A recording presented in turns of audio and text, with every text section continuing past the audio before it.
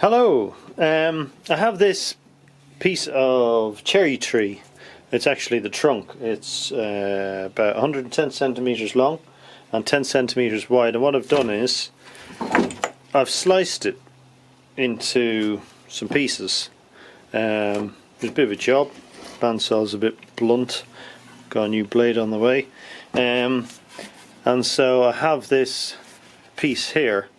A bit of a bend in it, not too much of a problem, and I thought, why not try and make the blade that the Balrog has in Moria.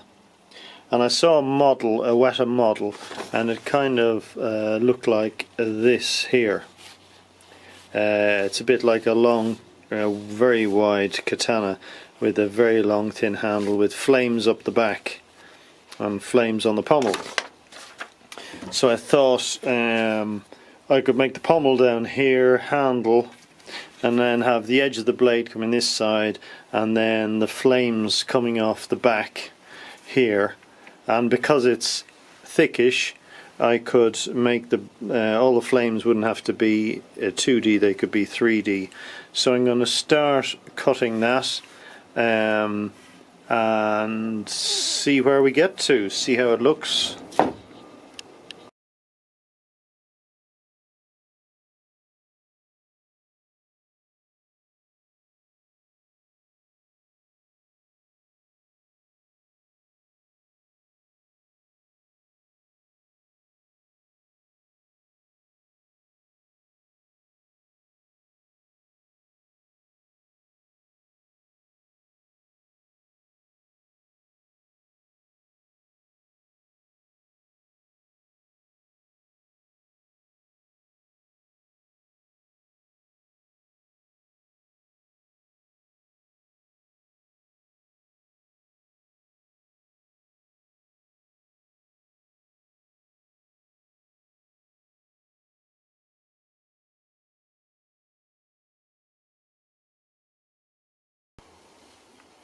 So I've used my dragon's teeth, and I've kind of shaped along the edge of the blade here. I don't want to be too accurate yet, or too narrow, because I'm not sure how this is going to dry. This cherry tree was cut down about 3 months ago.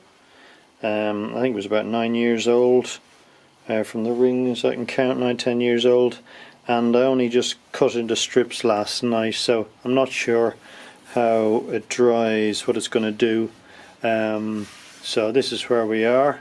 I'm going to try and just use hand tools, so I'm using the coping saw here for cutting shapes, and then the dragon's teeth, which is clogging a bit, but that's not a problem, for doing the fine shapes, and then I'll just kind of use all hand tools. So we'll carry on.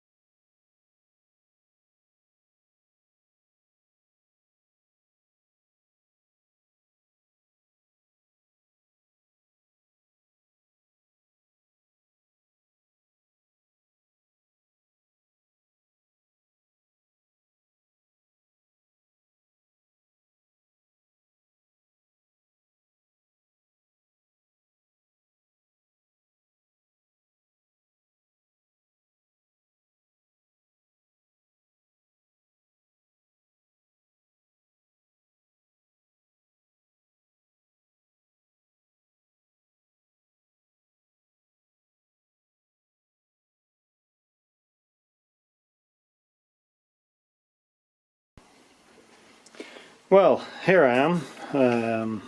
This is where I am now. All these little extra bits here, I was thinking, well, was I going to drill them? And then I thought, well, I have this thing, which I can use to carve them, and it's actually starting to look nice. But then this happened where it started to get really hot and it's all melted and come out. So that's a bit of a design flaw, that. So I'll have to use the cutter straight on this thingy rather than using the extra bit, so you've got to hold a heavy weight, I suppose everyone else does. So I'll have to go back and look at my warranty. So that's a bit upsetting. So I'll carry on cutting. I'm happy with the way it's going. I just have to be really careful with little bits. It is a bit fluffy at the moment because it's wet, but it is starting to dry off really nice, and then it'll be much easier to sand and smooth off.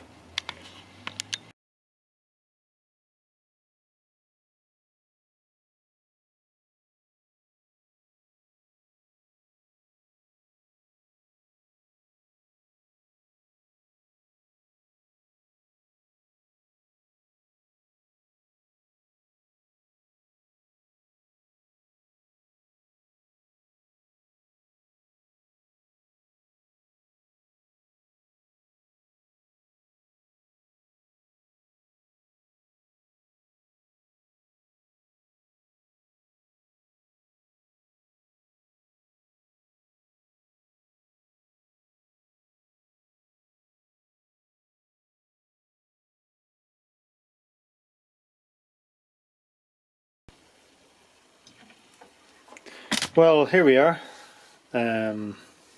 So far we've got out of here, and it takes a long time. I've broken 3 coping saw blades. Used to get told off for that when I was young, being impetuous and not taking my time, but in my defence, the wood is green and sticky, and I've just got 1 blade left, so I'll obviously be a bit more careful. I've now got to do down to here, which is not too bad, but it's fun doing lots of weird shapes. You can see the difference in the grain colour between the more heartwood and more sapwood, but that's okay. I've been using this thing directly, which is quite good, but the wood is still, because it's wet, it's still a bit fluffy, so I'm going to let it dry out a bit overnight and then carry on, but it's working out really nice and I'm starting to really enjoy it. So that's where we are up to now.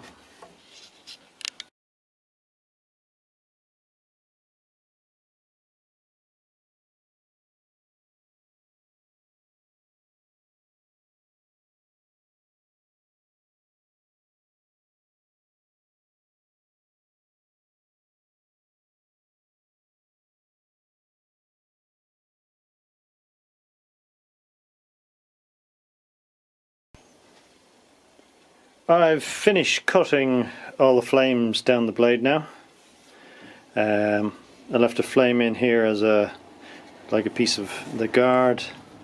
Blade comes around the back, and then the end looks more like a meteor going through the sky, the old-fashioned ones with the flames coming out of the back. Or if you hold it that way, it looks like Woodstock of peanuts, but don't say that. So when we come down the blade here, what I like is that the flames on each side of the blade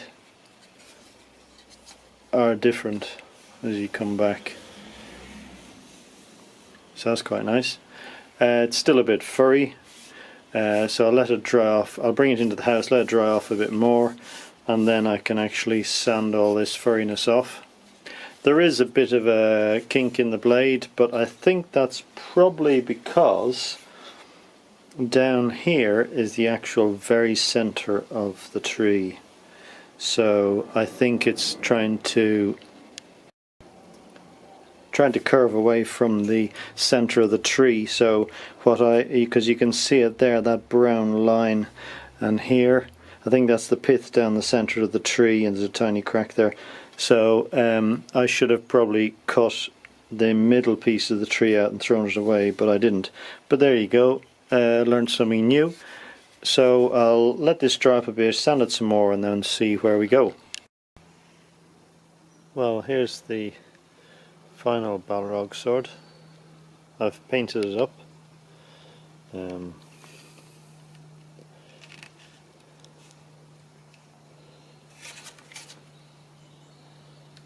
This is the other side. Coming back. Looks nice in the sun.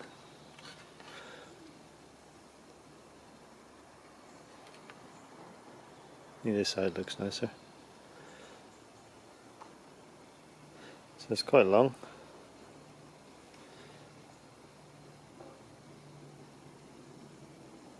So I'm quite happy with it.